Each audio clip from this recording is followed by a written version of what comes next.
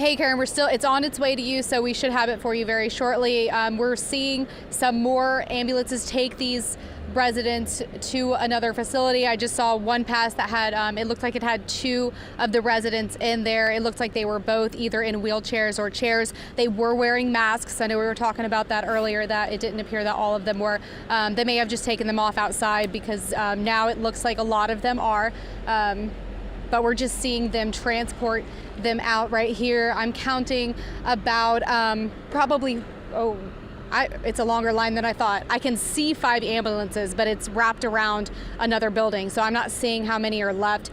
I'm not sure how many residents are still inside. I was able to briefly look in the door that's open and just saw some wheelchairs and some hospital beds. But you know, the question is how many are left, and you know, when they're gonna have where they're being taken to. I know Katie was looking into that. It sounds like they're being taken to some different shelters, but hopefully the families are able to get in touch with them. I told you we spoke with one of the workers who was inside, who said that these 4 deaths did not surprise him because the conditions were so poor. I believe we have that interview for you now. What were you doing here? Like, what kind of work? Take care of the people. What was going on? Just wasn't enough room. Living conditions wasn't good. It was too crowded. Just didn't have enough people. What kind of living conditions are we talking about? People sleeping on mattresses on the floor.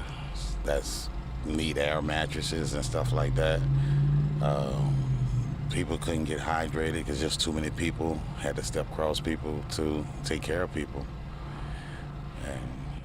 And we learned that 4 people died. Do you know what happened?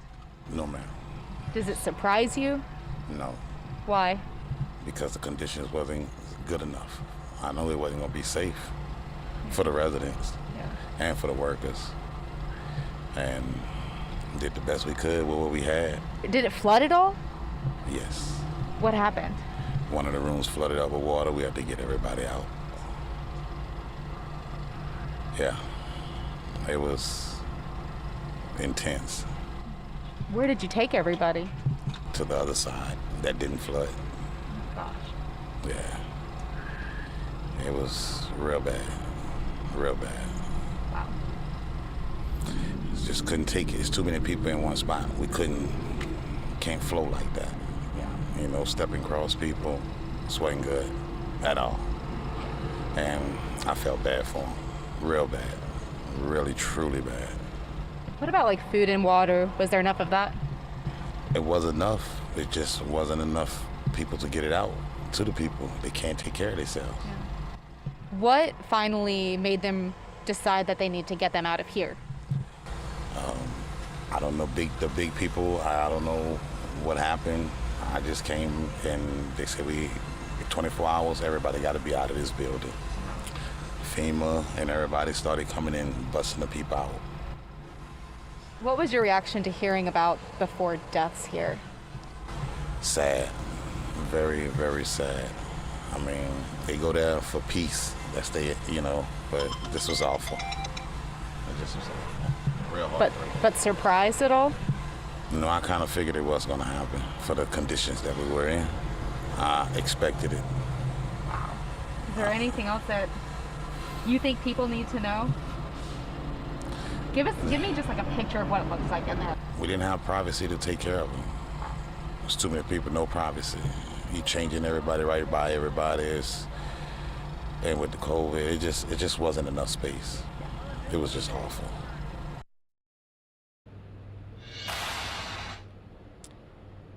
So you just heard from one of the workers that we spoke with probably about an hour or hour and a half, maybe 2 hours ago, who was helping get these residents out. We didn't, want to share his identity or share his face, but we did want to just let you hear from him. And he just talked about how these poor conditions were so bad that it didn't surprise him that we had these deaths here. Now, he kind of gave us an idea of what it looks like in this warehouse, but I still have questions as to, are there separated rooms, or was it just one big warehouse? And he talked about how all of a sudden some people came in and just said, we have to leave. We have 24 hours to get everyone out. It sounds like it's probably been over that. We don't know. We do see them, I think, working pretty fast to try and get everyone out here, because we're seeing a pretty constant flow of people leaving. There are ambulances just lined up down this street